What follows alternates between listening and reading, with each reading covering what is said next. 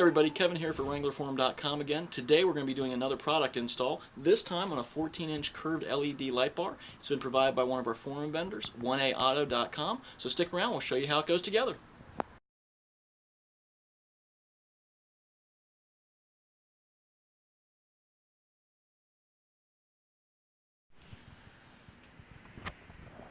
Okay, so for the installation of this, what we're going to do is use our existing hoop bumper attachments up here.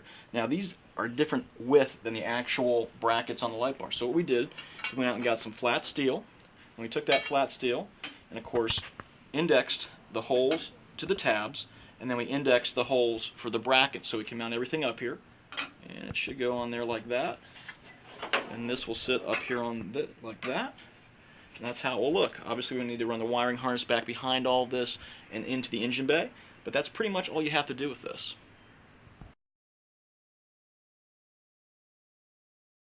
Okay, I've got the wiring harness end here that goes to the switch. We're going to put this end into the hole we've made in the firewall just a little bit, and then we can figure out how we're going to route the rest of the cable.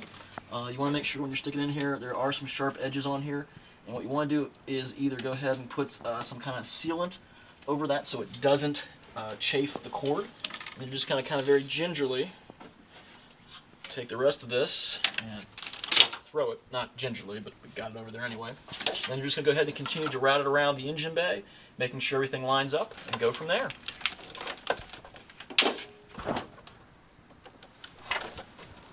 Hey, there we go.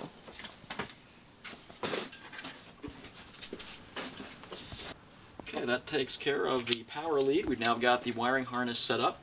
One thing you want to do before you shut your hood is, or as it comes down, and make sure none of the wires are getting crimped by any of the hood's bracketry or anything like that.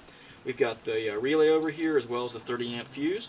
We used a few zip ties to strategically place it along some of the other wires that are going over there to the firewall. And then up here on the front, we ran our wire through our grill area. We didn't want to get anything chafing or rubbing against anything on that. And we used a couple other zip ties up here. We only had some red ones. We might change these out to black if we decide we don't like the look.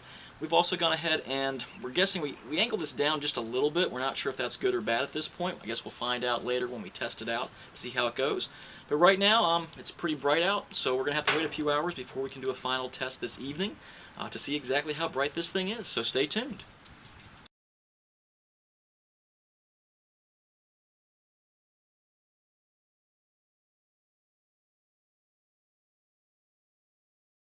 Okay, so we've got everything hooked up for the light bar. We're currently sitting inside the Jeep, and we're facing a courtyard area that's about 60 to 70 feet deep. There's some trees at the end with a fence.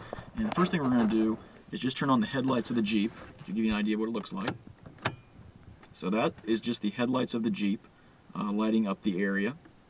Not too bright, can't really get a decent idea, at least with the camera here, of what it looks like. So we're going to turn it off, turn the headlights off. And now we're going to turn the light bar on. Here we go.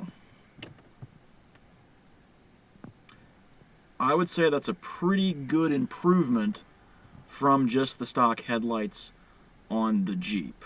So there you go. Hopefully that gives you guys a good idea of what it can do. And we hope you enjoyed this review. Thanks so much.